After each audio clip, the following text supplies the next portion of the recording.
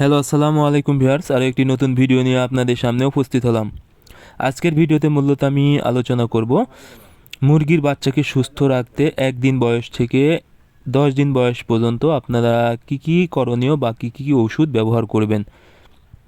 আপনারা যারা মুরগি পালন শুরু করেন বা অল্প সংখ্যক বা বেশি সংখ্যক মুরগি পালন করেন, আপনাদেরকে অবশ্যই মুরগি থেকে লাভ করতে চাইলে মুরগির বাচ্চা বা মুরগিকে কিন্তু সুস্থ রাখতে হবে।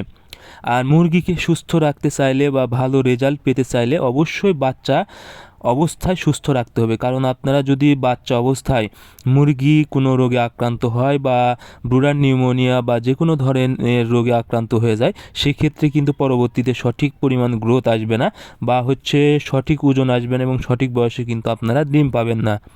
সেক্ষেত্রে বাচ্চা অবস্থায় মুরগিকে সুস্থ রাখা অত্যন্ত জরুরি। এজন্য আমি একদম জিরো বাচ্চা থেকে, অর্থাৎ ডিম ফুটানোর পর থেকে, আপনারা বাচ্চা সংগ্রহের পর থেকে একদম 10 দিন বয়স পর্যন্ত কি ওষুধ ব্যবহার করবেন বা কিভাবে বাচ্চাকে সুস্থ রাখবেন সে বিষয়ে আলোচনা করব। আপনারা বাচ্চা বাসায় নিয়ে এসে সর্বপ্রথম কি করবেন, একটা আদর্শ মানের ব্রুডার তৈরি করবেন। কোনোভাবে যেন বাচ্চাকে ঠান্ডা না লাগে সে বিষয়ে অবশ্যই খেয়াল রাখবেন। এজন্য আপনারা ব্রুডারে বাচ্চা ছেড়ে দিয়ে সঠিক পরিমাণ তাপ দিবেন। কারণ বাচ্চা যদি সঠিক পরিমাণ তাপ না পায় তাহলে কিন্তু ব্রুডার নিউমোনিয়া রোগ হওয়ার সম্ভাবনা থাকবে। এরপর ব্রুডিংয়ে কিছু ওষুধ ব্যবহার করবেন আপনারা।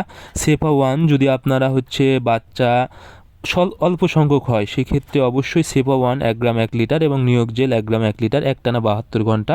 এটি আপনারা মূলত কম ডোজ অর্থাৎ কম পরিমাণের পেয়ে যাবেন 10 গ্রামের। আর এরপরে আপনারা একটানা এটি মূলত 72 ঘন্টা চালাবেন। এরপরে 4 দিনের বেলায় আপনারা ভ্যাকসিন করবেন, রানীক্ষেতের ভ্যাকসিন, রানীক্ষেত প্লাস ব্রঙ্কাইটিস, এই ভ্যাকসিনটা অবশ্যই করে দিবেন।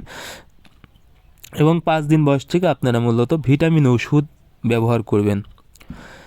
যদি আপনারা ভিটামিন ওষুধ কি ব্যবহার করবেন সেটা হলো, প্রথমে অবশ্যই আপনারা জিঙ্ক ব্যবহার করবেন। জিঙ্ক মূলত মুরগির খাবারের রুচি ঠিক রাখবে, এতে কিন্তু ওজন ভালো আসবে এবং গ্রোথ ঠিক থাকবে এবং মুরগির শরীরে লোম গজাতে সহায়তা করবে।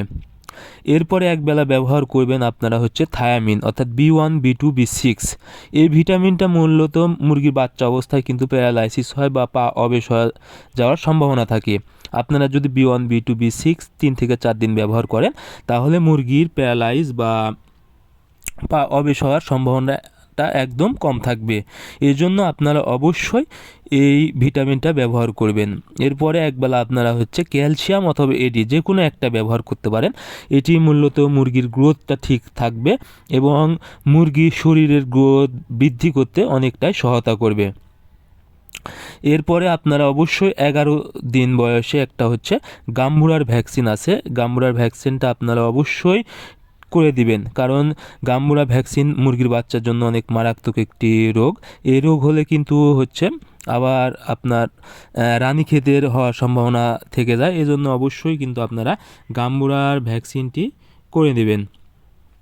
আর আরেকটি বিষয় সেটা হলো, আপনারা অবশ্যই যখন মুরগি বাসায় নিয়ে আসবেন আপনারা অবশ্যই ভালোভাবে খাবারটা দিয়ে দিবেন। খাবার হিসেবে আপনারা প্রথম অবস্থায় ব্রয়লার স্টার্টার ফিড খাওয়াবেন। এতে কিন্তু মুরগির ওজন বা মুরগির বাচ্চার ওজন কিন্তু খুব দ্রুত বৃদ্ধি পাবে বা গ্রোথটা ভালো থাকবে। আর আপনারা অবশ্যই জায়গাটা সুন্দর পরিষ্কার পরিচ্ছন্ন রাখবেন, নিয়মিত যেন আপনারা পরিষ্কার করেন সেই বিষয়ে অবশ্যই খেয়াল রাখবেন। গ্যাস বা গন্ধ না হয় সেদিকে অবশ্যই খেয়াল রাখবেন এবং যথেষ্ট পরিমাণ যেন মুরগি রাখার জায়গায় আলো বাতাস প্রবেশ করতে পারে সে বিষয়টা অবশ্যই খেয়াল রাখবেন।